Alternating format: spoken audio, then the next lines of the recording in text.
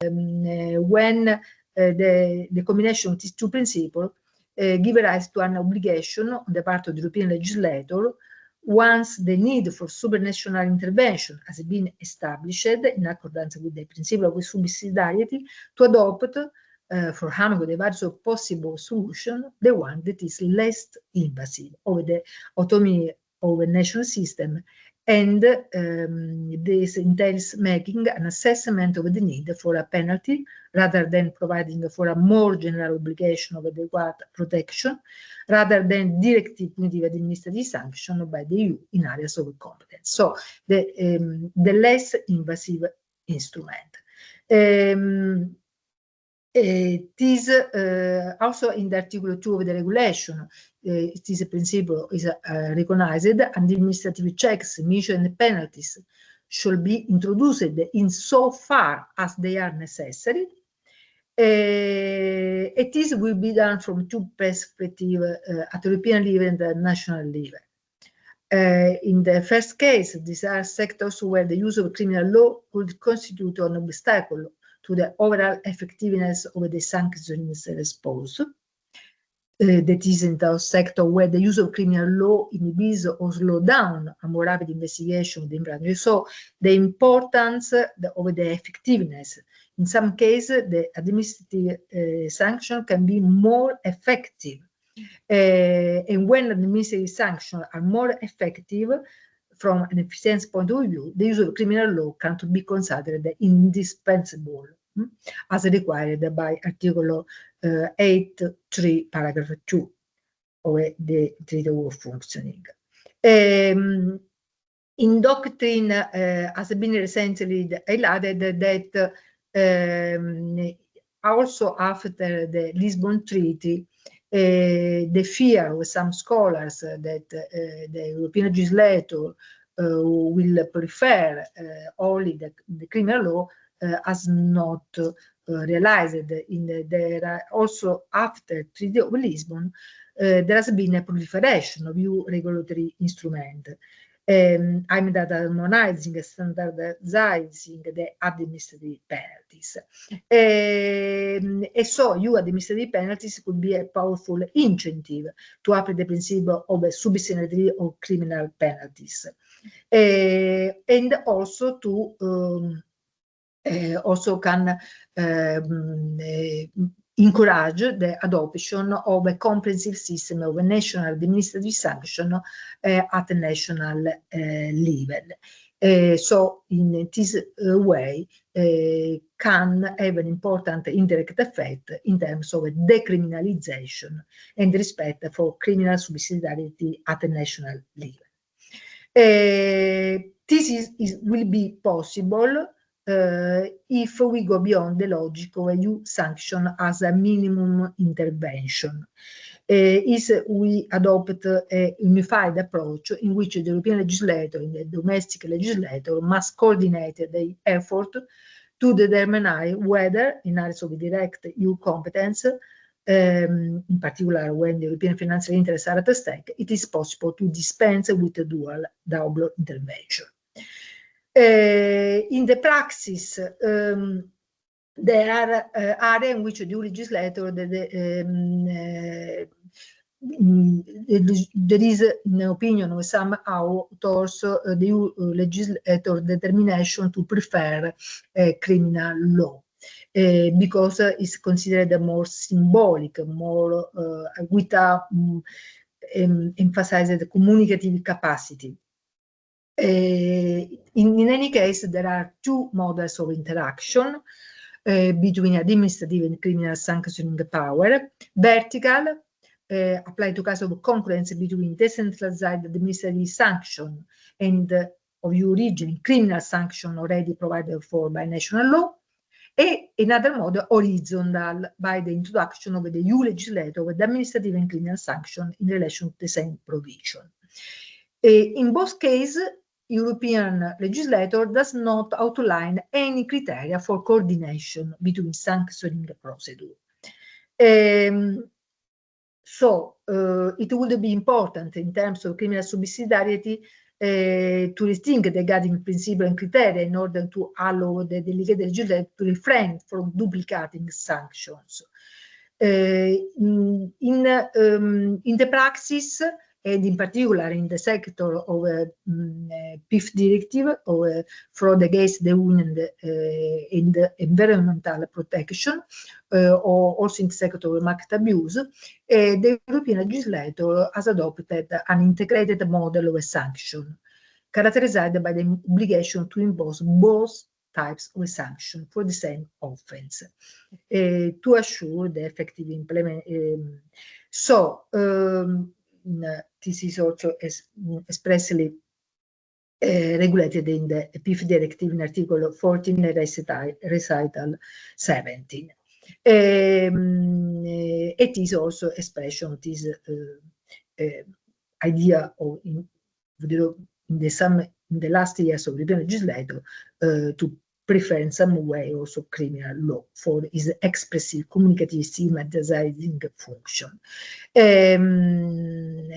And also because in some cases, the two attacks is also justified by virtue of the different function recognized for punishment and administrative sanction, with the conclusion that the criminal and administrative proceeding in relation to the same facts pursue different and complementary purposes, with the risk of violating the ne bis in idem principle.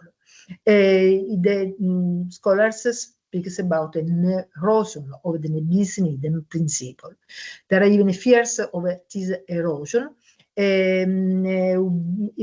because in the praxis of the European Court of Human Rights, but also the European Court of Justice, the ne bis in idem principle is not more applied also in the Grand Civil case, when it is affirmed that it is not possible the double punishment, but there is a favor for the effective use of a double proceeding and double penalties, with the requirement of a sufficiently close connection in terms of substance and time between criminal and administrative proceeding, and where in any case the principle of proportionality of this punishment is respected. It is, for example, interesting that in the Franson case, the European Court of Human Rights has quoted the European Court of Justice, affirming the imposition of penalties under both administrative law and the criminal law in respect of the same offense is a widespread practice in the European member states. So this is a big issue for the future. In this perspective, administrative sanctions are not more an alternative to criminal law, not more an incentive to the criminalization, and so also for our project, maybe one of the policy recommendation can be try to change this approach. In any case, also in our conference of February, we will better analyzing this principle, first of all, the principle of the bis in idem. Thank you so much. So, I interrupt contribution, and we can carry on our workshop with the presentation. I will give the floor Professor Elizabeth Jerniewicz-Lach, a professor of criminal law in Poznan in the Adam Mickiewicz University.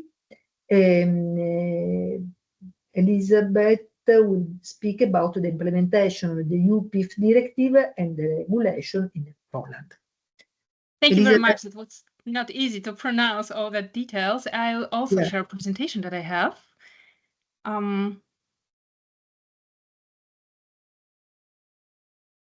At a moment, you cannot see the presentation yet. I hope now it's visible. Yes. Is it better if I put the presentation mode? Okay, good. respecting the time limit for the presentation, I'd like to give you some insight into the Polish perspective of protection of financial interests of the European Union. I will not get into the details, even those that are mentioned in the presentation. I will just give you some kind of guidance for the presentation, and then I'll send it to the organizer so that they can attach it to the workshop materials. I changed the slide. I hope you can see it. At the same time, I see the presentation. I cannot see you, so I suppose that as long as you will not tell me that you cannot see the presentation, you can. It means that you can see it. In the first slide that you hopefully see, I take you back to 2003 when Poland was preparing to accede the European Union, and one of the elements was to accept the acquis communautaire and implement the, among other, the convention from 1995 on the protection of the European community's financial interests. And Polish authorities were so satisfied with the results that when they were expected to implement the directive of 2017, the PIF directive, they assumed that they have already done what is necessary. So they were very optimistic about the results. However, the European Commission was not so optimistic and started in June 2023 an infringement proceeding against Poland due to not correct implementation of the PIF directive from 2017, relating to the definition of some criminal offenses, the criminal penalties, and the liability of legal persons for crimes committed for their benefit. Here you have listed the articles that were believed not to be implemented. The reaction of the Polish Ministry of Justice was that they partly accepted the criticism and declared that they are ready to make amendment in Polish law, but at the same time they assumed that the Commission was wrong at some points, or at least that was the stand for June 2025 when I received the answer to my questions sent to Polish Ministry of Justice. They assumed that Commission is not fully right about their concept of Poland not implementing the directive correctly, and they declared that on one hand they will change some of the legal provisions in Polish law, but at the same time they will still discuss with the Commission, trying to persuade that they implemented the other provisions in a correct way. Well, sometimes you don't really need to copy and paste the legal provisions of the EU directive in order to make it work in practice. And now I'd like to give you an example from Article 4 of PIF directive, according to which member states are required to create the active corruption provisions, including promising, offering, and giving an advantage of any kind. And in Polish wording of the relevant criminal law provisions, the offering lacks. So there's a promising and giving. Some of the academics declare offering is in fact the attempt to give, but at the same time, directive requires that the attempt to offer is also seen as a criminal activity, and attempt would be a very complex issue. However, I asked within a part of an interview, the prosecutor that is the head of a Department of Economic and Organized Crime in one of the big Polish cities, what does he think about the concept that the offering should also be included in Polish legal provision? And the answer was, as much as I respect EU law and I follow the EU rules, I cannot imagine any kind of offering an advantage that would not be at the same time promising or giving such an advantage. So offering is in fact either promising or giving, and is as such interpreted by Polish prosecutors, or at least those the one I had a chance to interview. And for that reason, well, we may not have the word offer included in a Polish legal provision, but at the same time, offering, the act of offering is either covered by promising or by giving. So in fact, it is a part of active corruption, even if that specific word lacks. If you want to know how the crimes against financial interests of the European Union are understood in Poland, we can look into the statistical data, because then we can see what kind of criminal activity is recognized as crimes against financial interests of the European Union. One of the best statistics you can find in Poland are the statistics of the police headquarters. They refer in a natural way only to the activity of the police officers. However, if we look into the statistics, or at least only the listed crimes which are recognized as crime against financial interests of the European Union, then you can see it. I'm listed now in the presentation. Then you can see, when you look at the moment at the bottom of the page, that police recognize as criminal offenses against financial interests of the European Union not only those crimes that are included in the 2017 directive, but also other that are seen as related to financial interests of the European Union, that can be computer fraud, that can be frustrating or obstructing a public tender using another entity's data to conceal the scale of business activity. So the concept is maybe a little bit different or a little bit wider, in fact, than the one provided by the directive, which regulates only the minimum of the harmonized field. There's also the research based on the observations, on the analysis of the court files. When at the bottom of the page you can see again the source, when you can see what kind of crimes against financial interests of the EU are most common in Poland. That's basically fraud and fraud-related cases linked to falsification of documents. Here you have the misleading of the decision maker due to formal conditions for obtaining EU aid, or about the fact that the project has been carried out, or about the objectives of the project, or about the financing of the same project by different beneficiaries,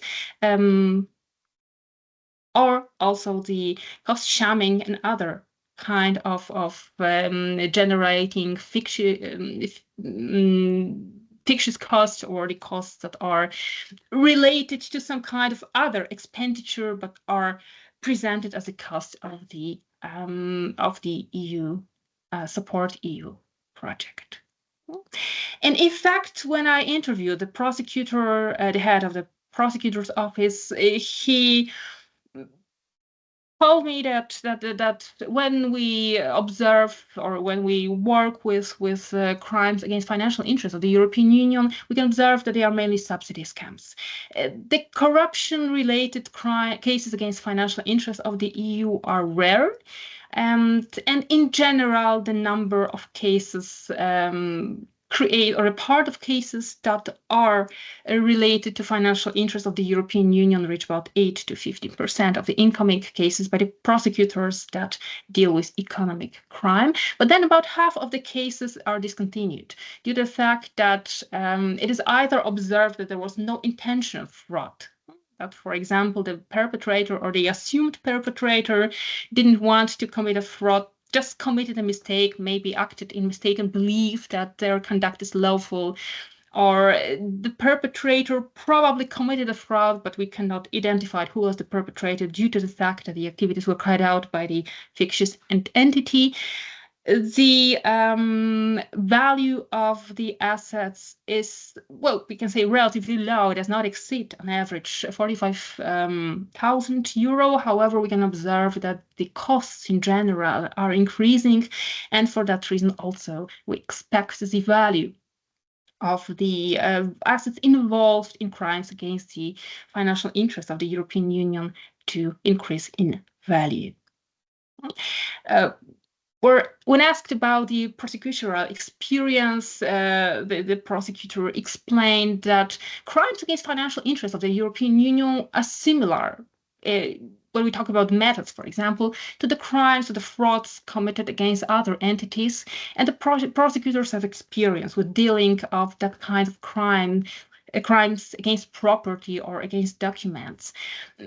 even if we can observe that certain area is not covered by the criminal offenses in the criminal code, but they are expected to be covered by criminal code by the EU directive, it is observed that sometimes you can still apply criminal law to the part of the behavior. For example, there is no crime of intentional misapplication of funds, although it is required by the directive, but at the same time, sometimes the same activity can be related or recognized as fraud. For example, if there was a fraudulent intention or in some other way related to crimes against documents. So even if certain kinds of activities is not recognized as criminal activity due to incorrect implementation of the directives, still certain areas, certain aspects can lead to classification of that activity as a different kind of offense. That it's not what is experienced by the European Union, but it shows that in financial interests of the European Union are protected in a relatively far-going way. But the prosecutors who are experienced with crimes against property, but prosecutors who just apply similar or even the same provisions to crimes against protection of financial interests of the European Union, so they are experienced if they work. What they perceive as the problems, among other, the lack of staff of police officers. The police officers that cooperate with prosecutors are perceived as intelligent, devoted to their work, trying to learn more and more even outside of the working hours. However, if we have a lack of staff and insufficient training to deal with criminal offenses that sometimes require the verification of complex document and specialized analysis, then the increasing of the number of competent staff is necessary, and also creating algorithms so that the police officer is not left with the problems to deal with it from the very beginning on its own way, but to have certain kind of steps they need to take, like creating specific algorithm supporting the work of the police officers. When we think about the cooperation with EU agencies, in particular when we think about working with EPPO in Poland, which is a brand new thing, which means that EPPO in Poland has started work this year, but already we see the necessity to cooperate within that structure. You can see two cases that struck public attention in the last time and are and the EPPO is currently working on them. In particular, the second one, relating to the so-called KPO, so the National Recovery and Resilience Plan, that support the entrepreneurs to rebuild, private entrepreneurs to rebuild the economy, and then the public attention was struck by the controversial purposes for which the money was spent in that area. The purchase of yachts for a restaurant was one of the given example. Even if that was for a good reason, the very fact that the restaurant could buy a yacht from public money was seen as a problem, and that is one of the issues that is analyzed by EPPO in Poland now. Whether we observe or the prosecutor observe any kind of legal issues, well, yes.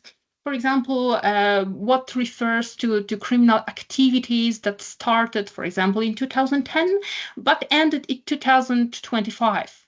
If we perceive it as one act, the so-called continuous act, is the European prosecutor competent for it or not? What is the moment relating to which the act falls within the European prosecutor's competence or not, especially that we have a kind of date after which the European prosecutor is competent. So there are certain issues that still needs to be elaborated within at least the interpretation, but any way of supporting the interpretation would be welcomed by the prosecutors. Shortly, the regulation 2988/1995, so relation to administrative measures and penalties.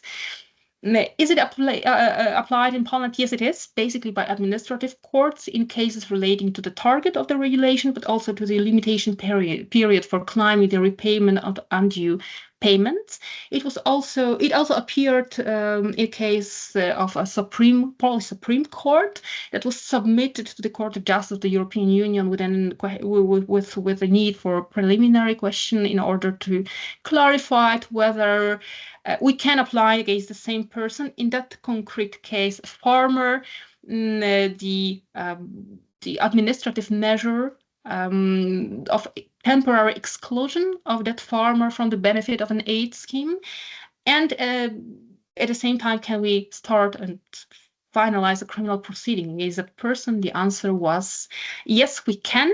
Criminal and administrative proceeding have different aims, and for that reason, it is acceptable that we apply both against the same person. That's not against nebis in idem. A similar case was also submitted with the same asking for a preliminary question in 2019, and then the Court of Justice of the European Union in 2021 answering whether it is acceptable to apply against the concrete legal entity the criminal proceeding in case when there was an error of assessment. The concrete legal entity applied incorrectly the VAT provisions, and for that reason there was no loss of revenues for the state budget. Nevertheless, it was perceived as the act against the VAT provisions, and the answer was, you can do what you want. However, you should always remember about the proportionality rule. So if there was simply an error of assessment, the lack of evidence due to lack of evidence of evasion and lack of loss of revenues for the state budget, no real and serious consequences were attached to the activity, and then maybe the criminal provision should not go so far in order to apply the criminal sanctions. But that still depends on the legislator. The main thing is to respect the proportionality rule, and for that reason, and respecting that find the Polish academics, in cases relating to among others, to the protection of financial interests of the European Union, find it very important to apply as far as possible the legal safeguards applicable in criminal proceeding to administrative proceeding, because sometimes these are only the circumstances of a concrete case that eventually inform us whether the case is of criminal or administrative character. That's always better to guarantee the possibly far-going right to defense, the role of proportionality, so that the affected person can be supported in a right way. That's enough from my side. Thank you so much, Elizabeth, for this complete framework of the Poland situation. It is for me, I can emphasize the importance, the problem of the respect of the principle of guilty, in the judgment, in the case law of the European Court of Human Rights or the European Court of Justice. There are always some ambiguity, no? And in Poland system, there is this problem, and also the importance of to recognize also for the administrative sanction the respect of the fundamental rights. No? I wrote the first article on this subject about 1999 about the principle of the regulation and the importance to recognize the right of defense, the principle of proportionality, the principle of guilty, and so on. So I agree with the approach, no, of the Poland scholars about this subject, absolutely. And so it is important for our project to emphasize. I can stress that you have given also some specific indication also in terms of reform proposal, no, or policy recommendation. This is important. Thank you so much for our project. So now we have the election of from the Ministry of Justice of Poland, Dr. Bal. I don't know the pronunciation. The proposal always about the proposal for a new directive on corruption and the related changes in PIF inside from Poland. Thank you so much. I give you the floor. Yes, so thank you very much. So maybe first of all, I would say something about the infringement in Poland, because I heard a lot about it today. I may assure you that we are still working on that, and we are in connection with DG Just to speak about every changes, because it's not that easy when it comes about the common ground for both the Polish side and the Commission, but it is as well as 14 and other member states, as far as I'm concerned, that there are still ongoing infringement proceedings on that. So I would like to tell you something about the new directive on corruption. Maybe first of all, I would say something about myself, and that's why I'm speaking about this topic. I currently work in the European Criminal Law Unit in the Department of European Law in the Polish Ministry of Justice. And I also previously dealt with the international dimension of criminal law with a particular focus on anti-corruption matters. And during our presidency of the Council of the EU, I served as deputy chair of the Council Working Party on Judicial Cooperation in Criminal Matters for the negotiation on the draft directive on combating corruption. And in this role, I prepared the compromise legislative text and the Council negotiation position for the trilogues with the European Parliament. So that's why I choose that topic, that to say something about the proposal for a new directive on corruption and the related changes in PIF, to tell you something about maybe practical and something connected with doctrine when it comes about the Council position on that and the state of play about the negotiation.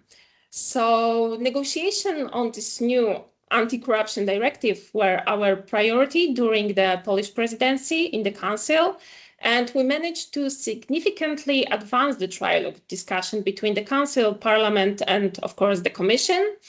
But there are still a lot of key issues. We did not reach a final agreement, but it is worth to stress that the text is almost ready and only a few items remain to be settled, and the most important of which concern the legal nature of the offenses of abuse of power. You may know that because the Politico was also speaking about that very much during the negotiation phase when we were the presidency.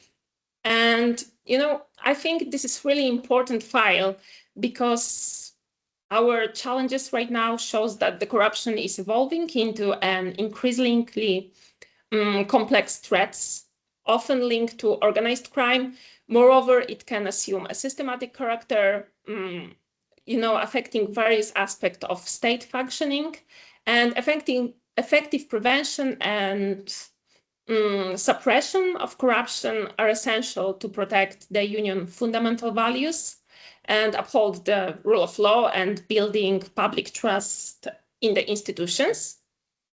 And we really hope that this can be adopted during our colleagues, the current Danish presidency, and at the same time, we are fully aware that the remaining trilogues will be difficult and time-consuming, and giving the existing some kind of you know, the differences and the political nature of some issues, reaching the compromise will require a lot of flexibility and dialogue and determination from all sides.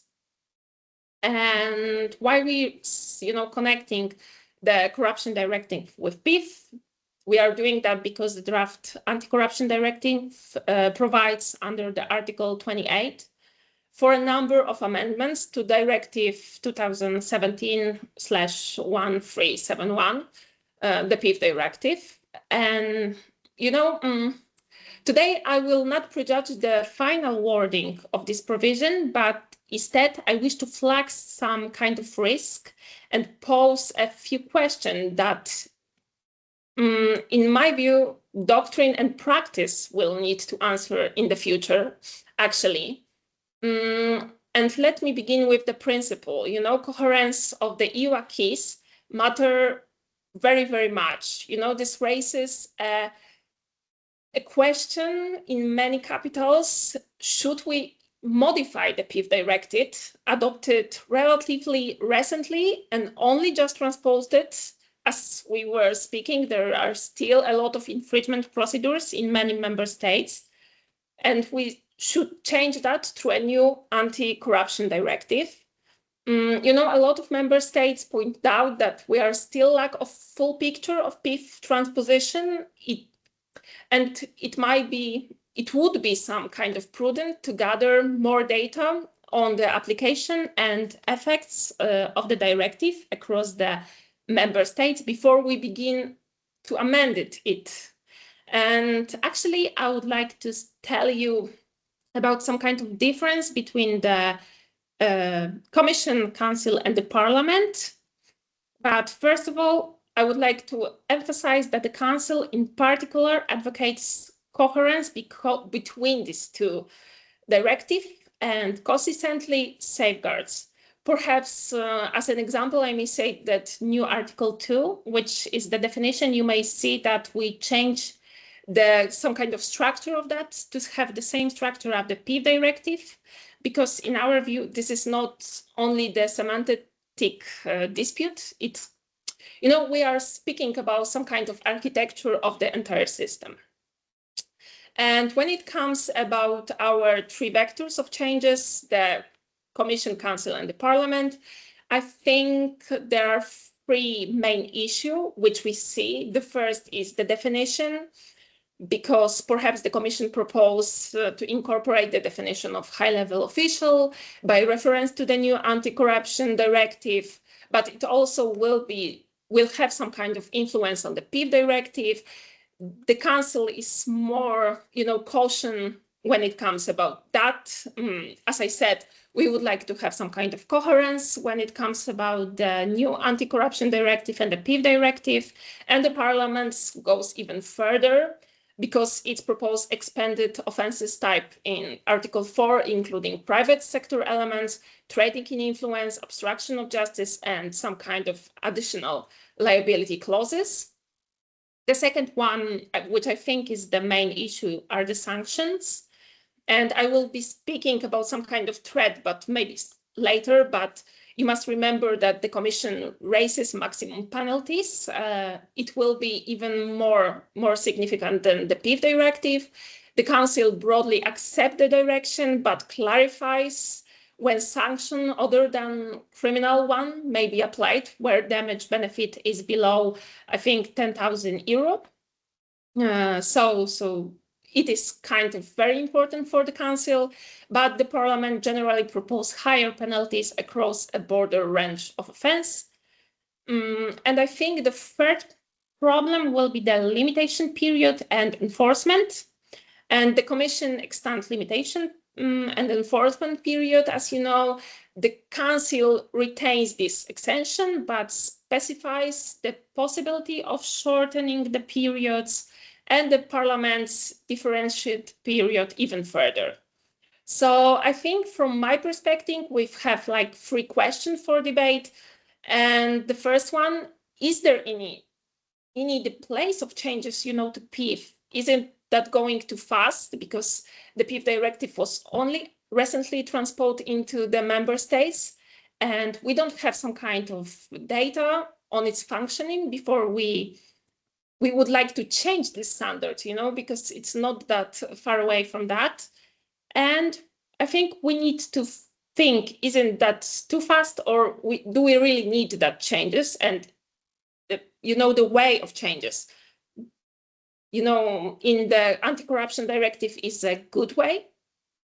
And I think the second question would be, how do we safeguard definition and legislative coherence? But I think the coherence is really important, especially now when we have a lot of EU acquis connected with the criminal law, because we have the anti-crime directive, the asset recovery directive, and there is a lot of kind of implementation in our system, and we should have some kind of coherence. We even make some kind of model provision in the Council. Right now we are speaking about it with the Parliament, and we really, really need to think about it. And I think the Council, rightly in my opinion, emphasized, for example, in this case, the definition structure of Article 2 of PIF and of Article 2 of Anti-Corruption Directive should be the same as the article of the PIF directive when it comes about the definition. And the third question, which I think is actually the most important, and I think it will be discussed in our next chapter of this workshop. We need to think about the EPPO competences when it comes about the changes in the anti-corruption directive, because it is the most sensitive issue, I think, from a practical point of view, because perhaps, as I said before, the new directive raises maximum penalties for certain corruption offenses. And actually, in practice, EPPO may have to yield where a related non-PIF offenses carried a higher maximum penalties, because I think it's mean that it may make some kind of competence dispute between the EPPO and the national prosecutors who should lead a given case, in this particular case, and on what basis. And as some kind of union legislator, we should avoid this, because the stability of EPPO, in my opinion, and the jurisdiction is crucial to effectively protecting the EU financial interest. And maybe I also will say about some kind of specific remarks on Article 28 from some kind of practical perspective.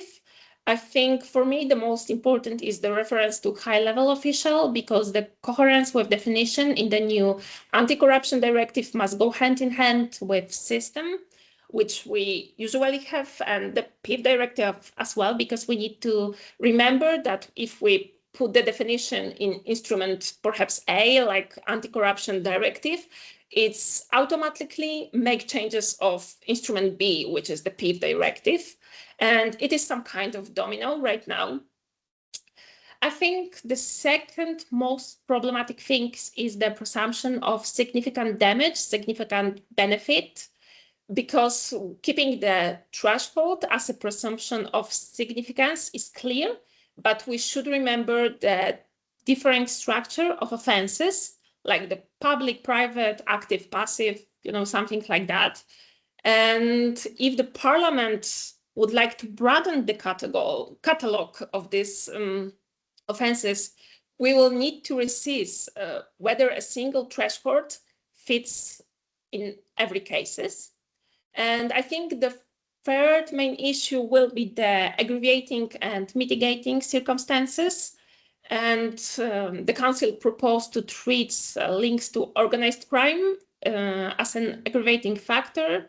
This is a step to the right direction, in my opinion, because it is some kind of connected with different EU acquis when it comes about the criminal law. And we still need to think about some kind of sanction for legal persons, because it is connected with the model provision, which we right now have when it comes about the negotiation with the Council and the Parliament. And I think the most important issue will be the limitation and enforcement, but I don't want to repeat myself. It was what I said before. So we need to think what is the purpose of this change, which is usually the Commission statement. The Commission justifies the proposed amendments by the, put it in that directive, are needed to align PIF standards with those of new anti-corruption directive, especially regarding sanction for natural and legal person, aggravating and mitigating circumstances and limitation periods. And in principles, this coherence, it's really important and cannot be cannot be done differently than by changing the anti-corruption directive. But I think we still need to think about the function and the role of EPPO. But I don't want to speak a lot about that, because I know that there are still some kind of different person who will be speaking about that. And maybe to conclude, I would like to return to my starting point. Corruption today is often a systematic phenomenon that undermines the public trust and the rule of law, which is really, really important right now. And the new anti-corruption directive has the potential to become an important element of the Union responses to that. And Poland, as a member state and also as a previous presidency, had brought some kind of energy to find a compromise and the concerns for systematics, coherence to this negotiation. And I'm really confident that with a measure for flexibility and goodwill from all of sides, we can bring this process and close it in the near future. And I'm not sure if you are aware of that, but the Commission says that we will be having some kind of changes with the PIF directive, but we don't still when it happens. But I think it is connected with the anti-corruption directive right now, because when we start the negotiation on that, we need to think about the PIF directive and if the changes only in the anti-corruption directive was enough for that. So it's all from my side. If you have any question, I will be happy to answer that in the future. So thank you. Thank you so much. We need your written version of your contribution, because it's so rich of stimulation of a proposal, and you stress the importance, of the coordination between different instruments, in particular PIF directive and the new proposal or anti-corruption directive. So from your contribution, we can elaborate a lot of concrete proposal for our project. So I hope that you can give us also a written contribution for the project. So now we have Dr. Venegoni, European prosecutor in EPPO, the point of view of the EPPO. Andrea, I give you the floor. Thank you, Anna Maria. Good morning, everybody. I don't know if you hear me well. So you can answer also the question, the issue that Dr. Ball proposed before, no? If you want. Well, in a way, yes. I will try. It's a pleasure to be with you. I want to thank you, obviously, for the invitation. I'm in a bit strange position maybe here, because I understand that you are probably all academics, and myself, and not all of them, but the vast majority maybe. And I think I and my colleague Calogero Ferrara are probably the only ones from my PPO, so we can bring you an insight, a practical insight, let's say, from EPPO. From that perspective, I think it's today could be a time for a reflection about the achievement of EPPO. What is EPPO today? Now we are going, as you know, we are going towards the end of the mandate of the first European Chief Prosecutor, because the mandate of Laura Kövesi is going to expire next year. EPPO has been operational now for 4 years, since June 2021. So maybe we can already make a first reflection on these years. And I think, honestly, as I said from inside, that there are some important and significant achievements. From my point of view, the most important is that somehow we managed, also thanks to the work of Laura Kövesi, of the first European Chief Prosecutor, I think we managed somehow to establish in the Union this idea of EPPO as a single office. because this was one of the most complicated things at the beginning, if you think about it, because the only idea of having a single European prosecutor's office for all Europe, almost all Europe. I'm happy that I spoke about that I spoke after two representatives of Poland, because as you know, in 2024, Sweden and Poland joined the EPPO, and we are very happy about that because there are a lot of expectations about Poland. Let's say it's a big country. But I think now we can really say that somehow the idea of EPPO as a single European office is present inside the European Union. I also see it from how many reports on criminal offences I receive from private parties. In Italy, we receive a lot of complaints from private parties reporting allegations of criminal offences to the financial interests of the Union, and that means that EPPO is known somehow, at least in most of the member states, and that people trust EPPO somehow, because otherwise they wouldn't address to us criminal reports. So this was, in my view, at the beginning, the most difficult thing to achieve, to create the idea and to create a sort of spirit of a single office. And I think that from that point of view, we really achieved our goal, and we have to be happy about that. Obviously, many things remain to do, both in substantive law, on organizational issues, substantive law, procedural law. So these are somehow the challenges for the years to come. We all know that we are a single office as a structure, but we don't work with a single legal framework. Obviously, this is the most evident thing. In substantive law, there were a lot of progress. The European Union carried out a lot of efforts to harmonize the substantive law in criminal law. As for the procedural law, for example, almost nothing has been, or at least not so much has been done, and a lot of things remain to be done. From my perspective, I can tell you what I see on a daily basis in the permanent chambers meeting, or when I see at my cases. And I don't want to disappoint you, maybe, because I understood that from the previous presentations that there is rightly a lot of attention also on the legal definition of the criminal offences. But honestly, in my experience, I don't have such a strong recollection of discussions on in cases on the legal definition of a criminal offences, for example, about corruption, maybe because, as you know, corruption cases are not the majority of the cases that EPPO handles over these years.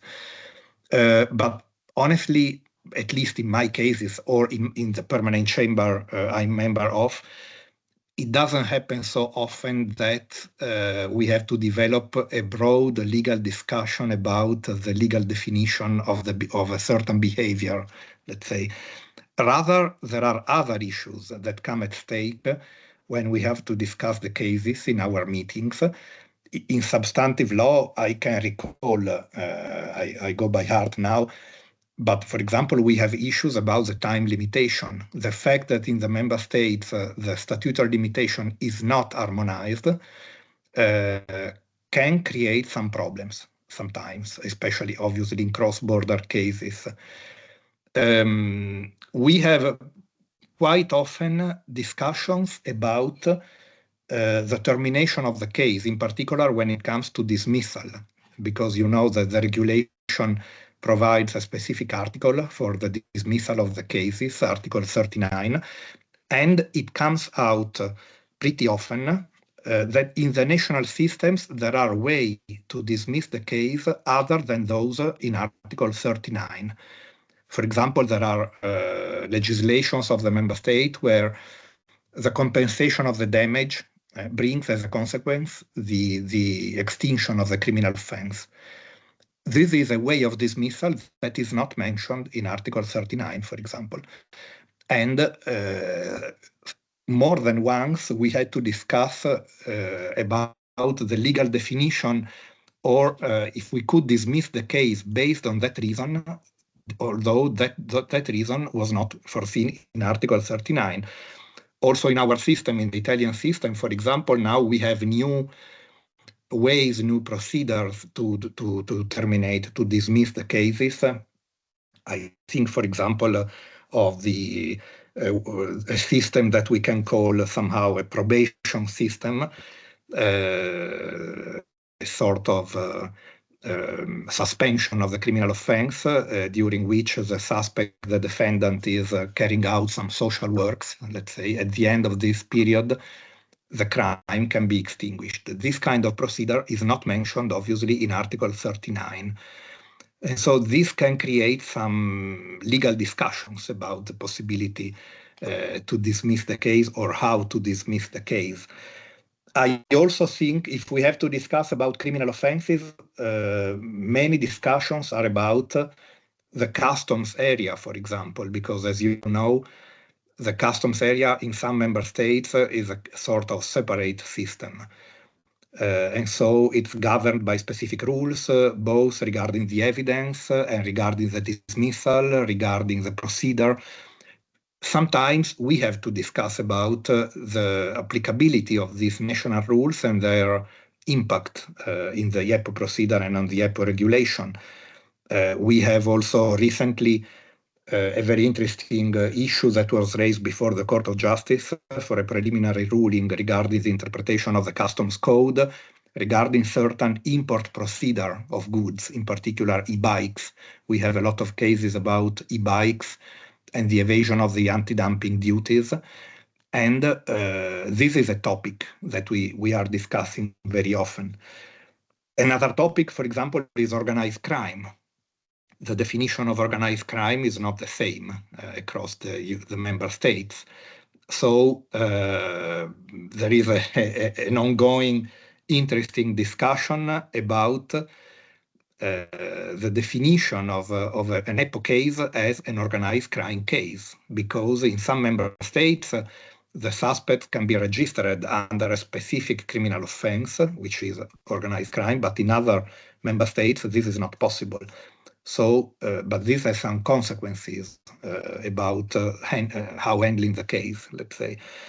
In Italy, for example, we have a specific discussion about the role and the relevance of the mafia organized crime, which is not openly mentioned in the regulation. But in Italy, this raises a lot of doubts, a lot of questions about the competence, about how to handle these cases. I can also think about, also this morning, for example, it comes to my mind, this morning we had a case where we had to discuss about the possibility of a seizure in a VAT case in another member state, and apparently, according to what my colleague of that member state said, for VAT offenses, it's not possible to carry out what we call preventive seizures, for example, but only the seizure of the evidence, but not the preventive seizure. These are, let's say, big issues from our point of view, and these are the issues that in the practical life we are discussing.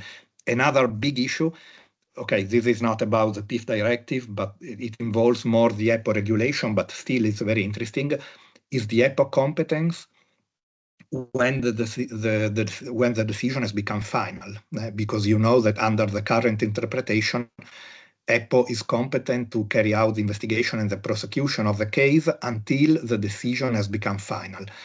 But in the practical life, we are experiencing that based on this interpretation, we cannot play any role in a phase, the phase of the execution, of the confiscation, for example, that in a way is the true moment where the protection of the financial interests of the union takes place, because it's at the moment of the confiscation that we can say we have really recovered the money. But for that stage, under the current interpretation, we are not competent. This is a sort of contradiction, because that stage has to be handled by the national prosecutors or the national judges. But the national prosecutors obviously do not know the case, because the case has been handled by EPPO since the beginning of the investigation. Obviously, dealing with this stage of the execution would be an additional burden for EPPO, so that would imply also to have a different kind of structure, to have more resources, obviously. But from a legal point of view, if you think about it, that's a sort of contradiction in the EPPO regulation. So these are, let's say, the big or the most common issues we are dealing with, rather than, as I told you at the beginning, the discussions on the legal classification of specific behaviors or about the legal definition of the PIF offenses, because after all, for them, there is a general good level of harmonization. Maybe it's not perfect, but there is a good level of harmonization, and it doesn't happen very often that a specific behavior does not fall within a legal definition that is given in a specific country. Now, obviously, now I don't know about Poland because I saw the presentation of the professor about Poland, but as you can understand, we don't have so many cases about Poland yet. So probably these issues were not so clearly raised yet, but maybe in the future there will be something about that. But talking about the other 22, the original 22 member states, it didn't happen so often that we had discussions about the legal definition of the behaviors, let's say. Obviously, we are also facing problems about the application of the procedural law, but this is clear because, as I said, the harmonization in procedural law does not exist at all. And so from that point of view, I think there is no need to recall the problem that we had to face at the beginning with the interpretation of Article 31 that required the specific decision of the Court of Justice to solve the issue about the division of competence, we can say, between the requesting EDP and the requested EDP in the execution of some measures. We all know that the Court of Justice somehow has drawn a line about that, establishing who and where can appeal about preventive measures. But some questions still remain. Now, for example, there is an important question again before the Court of Justice regarding the competence. In a case where the national authorities started to investigate and prosecute a case that was falling within the EPPO competence, and a preliminary question was raised about the validity, let's say, of the prosecution in this case, because the case was falling within the EPPO competence and the national authorities somehow ignored or neglected the information to EPPO, so they didn't put EPPO in the position to exercise the right of evocation. And now the Court of Justice will have to say something about the consequence of this behavior. This is very important also for the future, about the boundaries between the powers of EPPO and the powers of the national authorities. So let's say, to sum up, there are a lot of things that are still ongoing, and then my colleague Jerry Ferrara probably will focus on the issue of organized crime. A lot of things are still open. We are in the middle of our path, let's say. A lot has been done, but a lot of things still have to be done. As I always say, this makes maybe our daily work not always very easy, because we work in an area of complete uncertainty, of almost complete uncertainty, but still very interesting in any case, because it's one of the most challenging areas that I can imagine today in criminal law. It's dealing with the EPPO issues. So we will see what will happen in the future. We hope for the best. We are all committed, let's say, to create a true European legal framework. It's very important for the future, but it doesn't. It has nothing to do with the PIF directive, but still, it is something that is essential also for the application of the PIF directive to safeguard the independence and the autonomy of EPPO. This is the most, but somehow it also relates to the application of the PIF directive, because a non-independent body maybe is not free to apply the European legislation as it should be. So it's also important the academic world is aware of this challenge that we have in front of us, and to maintain the independence and the autonomy that EPPO has shown over the past years, and that should be reinforced for the future. This is something in addition to the strictly legal framework, but also this, I think, is very important for the future. I thank you for the attention for the moment, and again, if there are questions, I will be happy to answer. Thank you very much again. Thank you so much to Dr. Berigordi for your really interesting presentation about the concrete problems in the first phase of implementation of EPPO. It is really interesting. There are a lot of many challenges for the future, and also many challenges for scholars, no, for a new publication, a new subject to analyze, no, for our research. We conclude, but thank you so much, and thank you so much also for the collaboration in general in this project. I have also some issue, but some question. But now we have the last but not least, Dr. Ferrara, European Delegated Prosecutor in Palermo, about the infiltration of the organized crime in the regular economy and their involvement in financial offenses, the EPPO response. Please, Daddy. Thank you. Can you watch me? Can you hear me? Yes. Okay. Yeah. Okay. Thank you so much.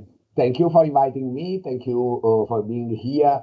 Of course, my position is the worst, the last speaker of the day and before lunch, or maybe it's the better, I don't know, because people have already focused on lunch, so they don't hear very much what I say. But as already Andrea said, being one of the two three practitioners here, of course, my approach will be very, very concrete.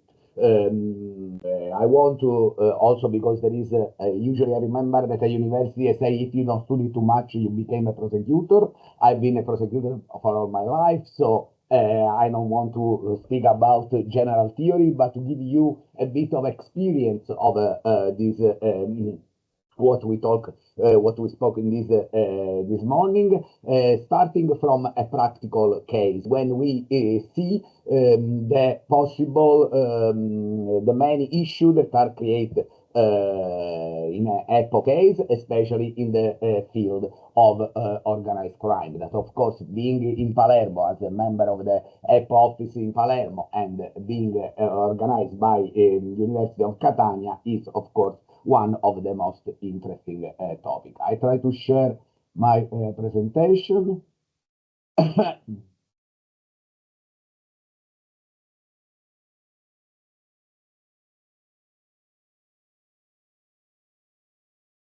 Can you see it?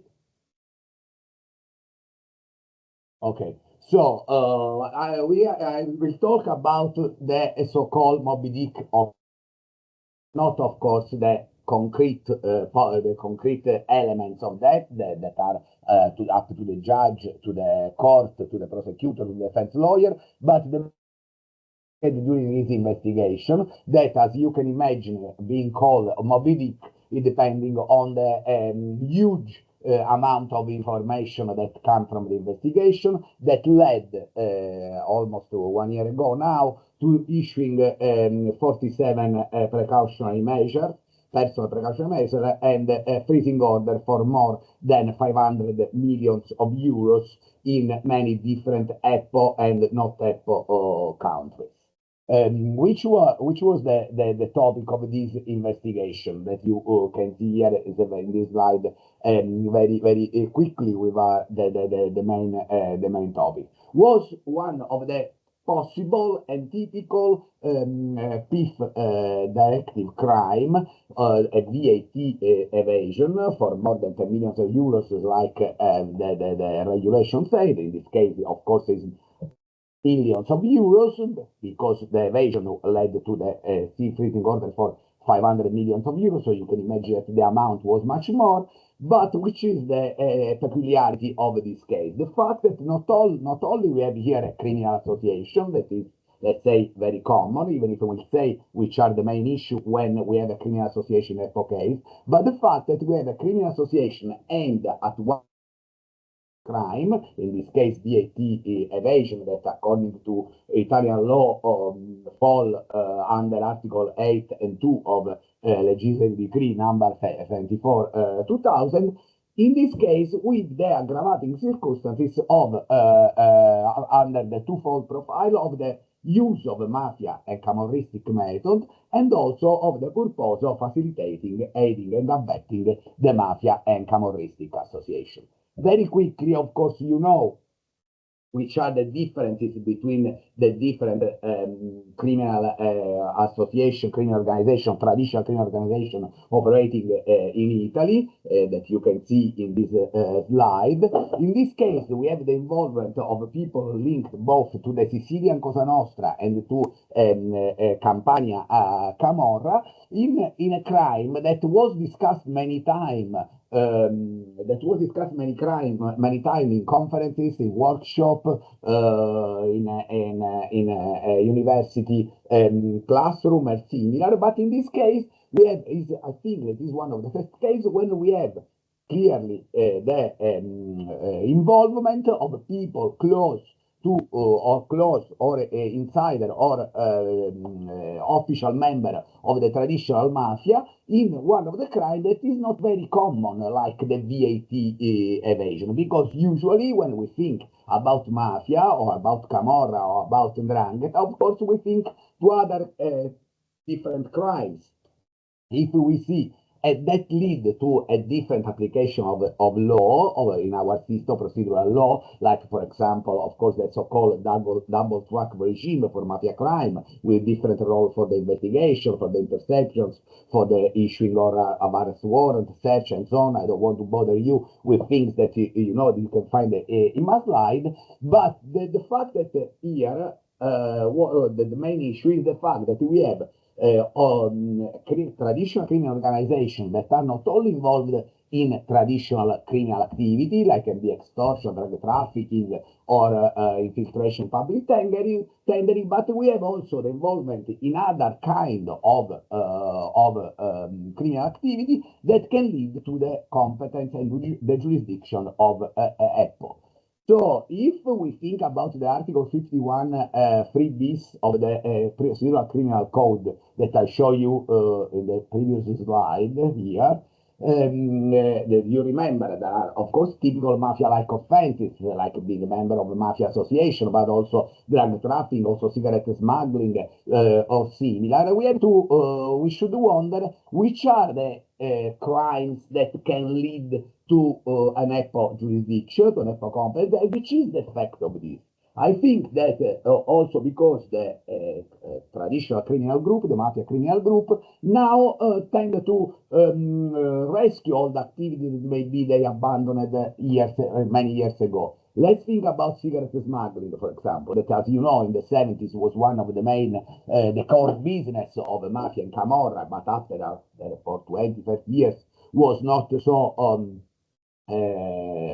so focused anymore. But in this case, in the last 10 years, for example, it came back again as one of the focus of the core business of this criminal organization. Cigarette smuggling can lead to an evasion of custom duties, or VAT. Custom duties and VAT can fall under the PIF directive, even if there are many rules about the fact that excise can be more than VAT and so on, but this is another issue. But in this case, so I think that when we talk about criminal groups, this is one of the crimes where there is a big space for EPPO. It's not a coincidence, for example, that one of the first case that was registered in our system at EPPO was exactly a cigarette smuggling criminal association that, to tell you the truth, I sent when I was at the National Antimafia Prosecutor Office in Palermo. I sent moving to EPPO, to the new EPPO office, I registered for as EDP because it could be one of the EPPO crime. This led to the first precautionary measure and freezing order issued already in November 2021, already 4 years ago. But just to give you an idea, like there could be an overlap of competencies with the national authorities between EPPO and national authorities. So, and this is what happened, for example, in the mobility case, as we'll see. So, if we think about the EPPO zone in the organized crime activities, my idea is to, and this is already comes from a practical case in this concrete case in this last in this 4 years of activity of EPPO, at least those here at the office in Palermo, like not only, for example, the tobacco smuggling that sometimes can be linked with, for example, smuggling of people, because when you have the import of the transport, the transfer of tobacco in the same boat with tons and tons of tobacco, but you also the transport of people from Northern Africa to Sicily, for example. Of course, this can be lead to an overlapping of jurisdiction or competence, because as you know, EPPO is not competent for smuggling or trafficking of human beings, for example, and so on. Another possible competence of EPPO linked to the activity of organized crime is coming from the laundering activity when the predicate offense is an EPPO as a PIF directive crime.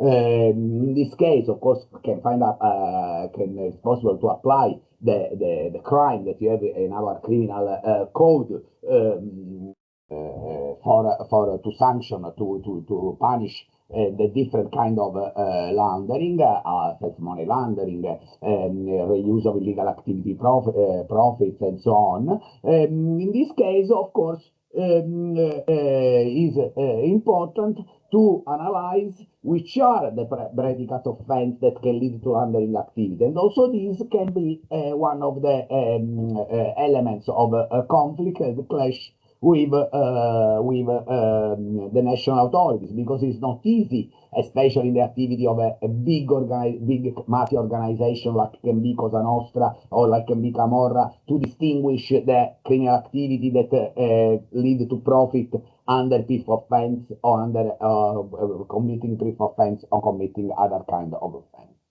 Of course, also the main role is for the crime of criminal association in the two main forms that we have in our system, the simple criminal association, but also the mafia type criminal association, the famous or infamous, let's say, 416 bis of the criminal code. Because as already Andrea said a few minutes ago, the EPPO can be competent also for organized crime, including, we think, mafia type criminal association, when the focus of the criminal activity of such a criminal organization is to commit any of the offense referred to in paragraph 1 of the Article 21 of the EPPO regulation. So, but the question is, the issue is, what does it mean, the focus of criminal activity? Can we, because we think, like for example, in mobility case that I explained to you, or we like in the case that are related, for example, the commission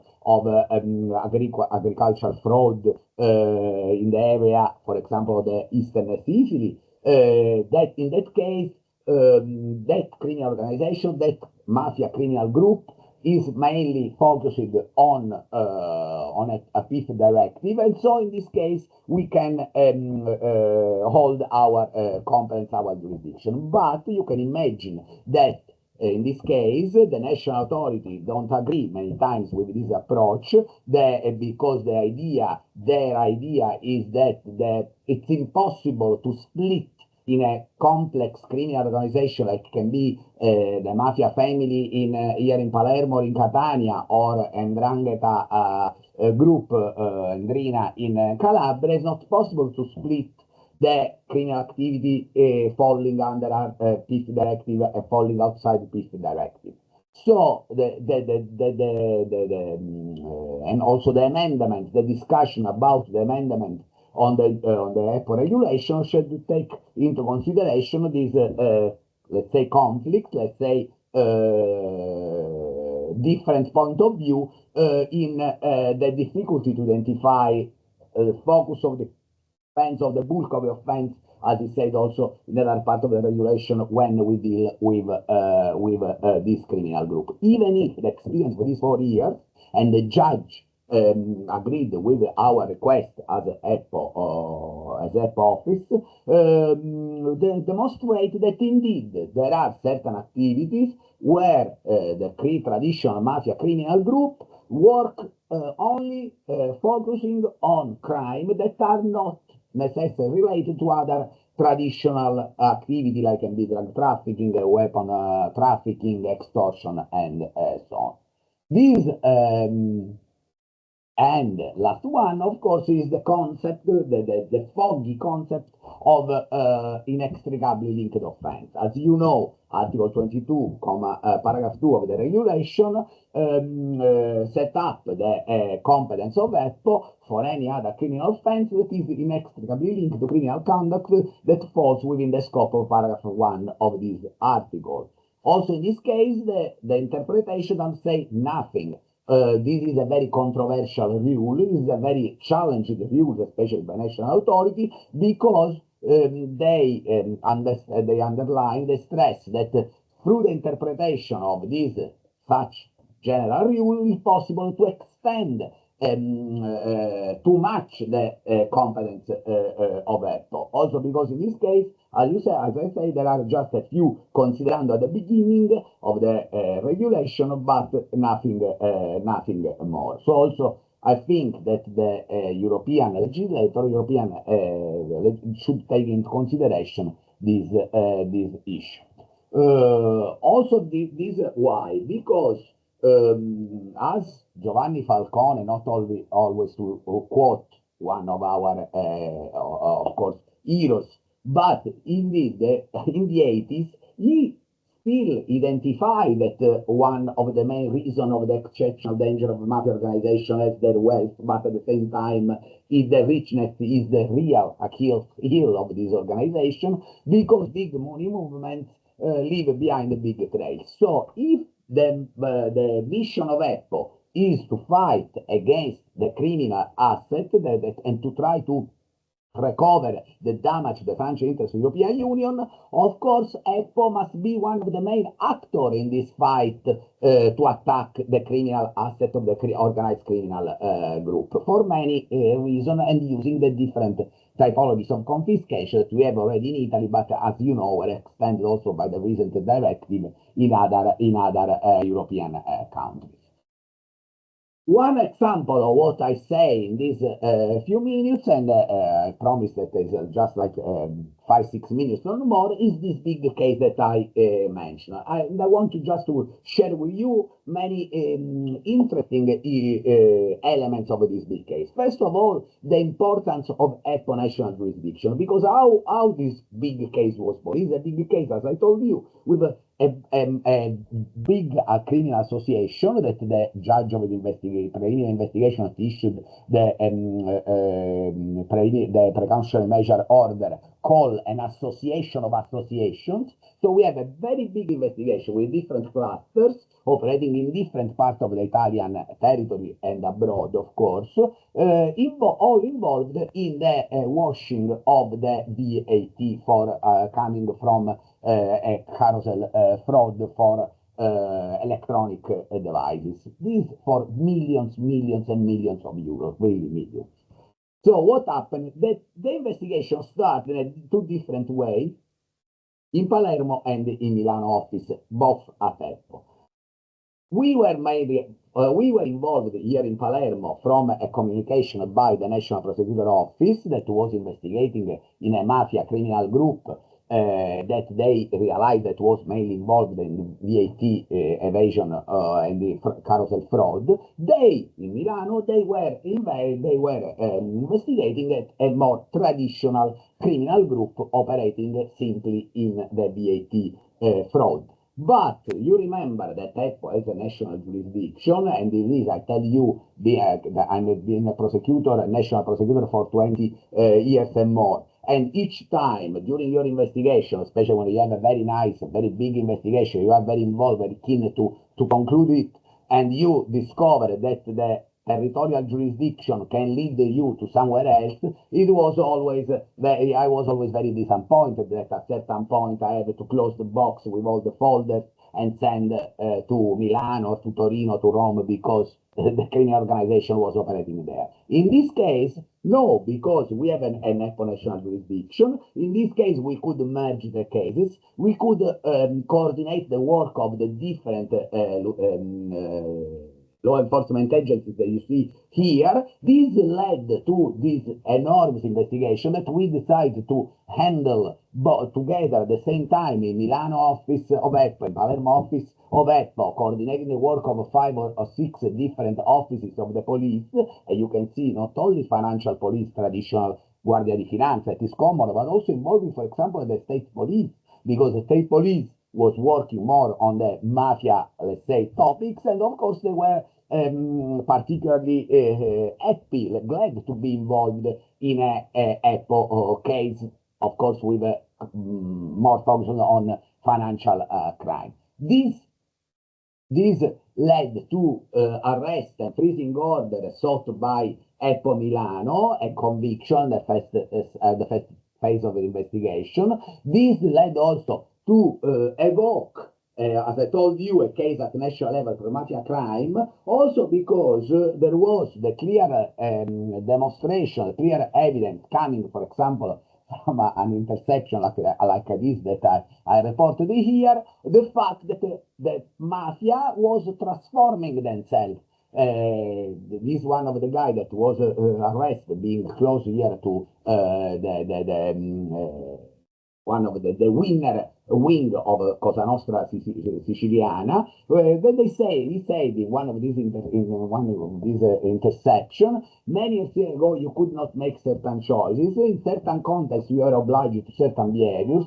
One day I told myself, there was a guy that was never arrested in his life, nevertheless he was one of the prominent members of Cosa Nostra. I say, I've been lucky until now and can't challenge my luck anymore. I transform my mafia in an entrepreneurial activity. That's it. And this is exactly what happened. So this person was using, for example, his relations with members of Cosa Nostra, his position in the context of organized crime, to mediate and to help the involvement of and the laundering of money coming from typical mafia criminal activity, to reinvest and to reuse in a crime like carousel fraud that, of course, is not exactly usually the main focus of this kind of criminal group. This led to an action day, almost 1 year ago, in October of last year, that involved at the same time 10 foreign countries, and between them there were 5 or 6 EPPO countries. The other were Switzerland, were Emirates, and so on.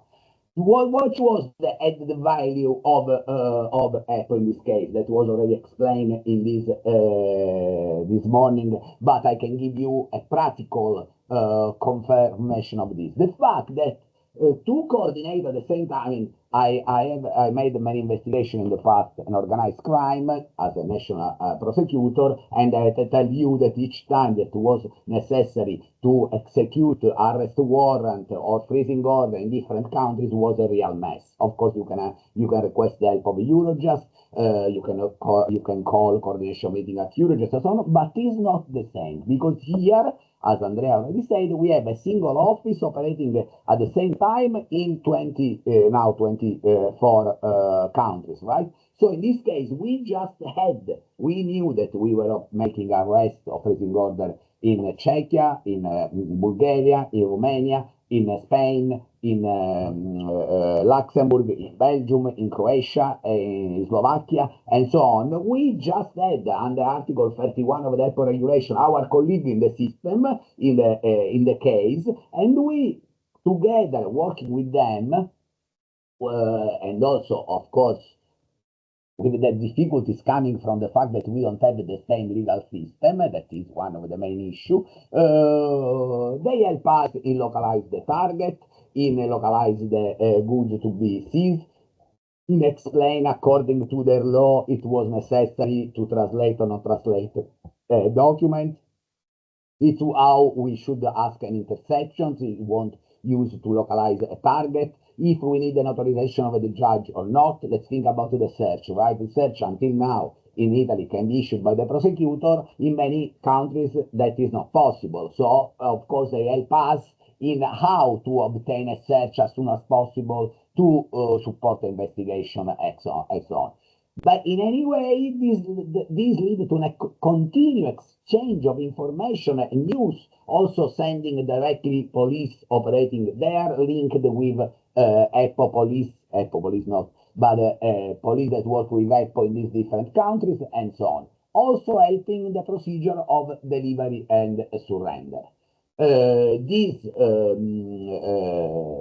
was possible for not only for arrest, for the execution of the European arrest warrant, because remember, of course, we can use European arrest warrant, but also for house searches, for acquiring the documents, for searching of companies and freezing. Also, for example, to explain which, if it was necessary, a certificate, for example, or not. It was necessary to appoint a judicial administrator for the managing of these goods and not. This also because there was a central level, an office like that one here EPAS in Luxembourg that could coordinate from there the work of these 10 EDPs and hundreds of policemen working in 10 different countries, also communicating, for example, the status of the different cases, of the different operational activity. If during the investigation popped up other places to search or arrest to be frozen, or arrest or goods that could be frozen or seized, and so on. This also, unfortunately, is one of the cases that is a template, let's say, template of a possible conflict with national authority, because we have to be clear about that. It's not easy for to deal with national authorities that are not used to have other actors. Let's say other people working on the same topic. I mean, most of you come from Catania, I come from Palermo. We know the importance of the anti-mafia department in the prosecutor office in the southern Italy, for example, or also the importance of the law enforcement agencies that are specialized on this. So this is better, I think. I don't want to bother you and to spend your time to tell you about the continued status of possible conflict that was with the national authorities and how to deal with that. So I think that is one of the topics that the new discussion, the new regulation, the mandatory regulation, should take into consideration. But by the way, I think that until this moment, our experience is positive, and as I say, is also necessary to know which is the customer satisfaction, right? We receive this feedback for reviews. I think that our customer satisfaction is the opinion of our clients, the bad guys. And so I report you in this slide one of a real interception during this investigation, when one of the guys that received the request of extension of the investigation, when he saw European Public Prosecutor Office comment like this: everything has changed in Europe within the European Public Prosecutor Office. No jokes anymore. You must change the way how to work, because the EPPO is like the FBI. They work in teams. The German judge is speaking on the phone with the Italian, he calls back to the Spanish. They directly talk to each other. They speak, exchange information. It is the FBI model. I have to tell you that we are, in my opinion, much better than FBI, but I thank you and for your attention. Thank you so much. So we have this from an internal point of view. We have clear which are the problems of the application of the Apple jurisdiction also against organized crime, and the challenge for the future, because this is the one for the for Italy is sure, but not only for Italy, in Europe, no, what are the big issue. And maybe, if I have correctly understood, we need more coordination, some rules to better to avoid maybe overlapping or to coordinate better in order to avoid this overlapping. Okay, now I ask the participants if they have some issue about this part of the conference. I suppose that we are a bit tired. We need a break. I would only to ask our Apple representative, do you think that we need some more specific rule in relation to the possibility to apply the Apple competence against organized crime? Andrea, I leave the answer to you. Well, It's maybe too big, the issue. well, let's say, no, I wouldn't say more rules. Obviously, the regulation doesn't say anything about the mafia, organized crime. But for the rest, I think it's not a matter maybe of regulation. It's a matter of finding in the practical life, let's say, a way of coordination. Maybe what would be needed, in my view, is a better harmonization of the definition of organized crime in all the member states, because it turns out that the definition is not the same everywhere, and in some member states there is also no definition of organized crime. So in that sense, obviously, a more harmonized, if not unified, definition of organized crime certainly would help the investigations. That is clear. Yes, sure. Okay, it's also very interesting your observation about the necessity to extend Apple competence when the decision is became final. No, also for example, let's say we don't want to say it too loud, because then we would need more staff, more resources for that, because obviously it's an additional burden for us. But from a conceptual point of view, it is really strange that at the moment, to make really concrete the recovery of the money, we are cut out because the national prosecutor has to deal with it. That's a bit contradictory indeed. And the other aspect, the necessity maybe not to have a better harmonization about the issue of time limitation, no? Yeah, that is another important issue, time limitation, because otherwise there is the risk of undermining also some cases, some investigations, due to cross-border investigations, obviously, due to the different time limitation in the different member states. The sanctions, in my view, the sanctions and the time limitation should be harmonized as much as possible. Then obviously I understand that as for the sanctions, there is always a range in the legislation, and then the concrete application is with the judge. But at least the range of the sanctions should be more harmonized, in my view.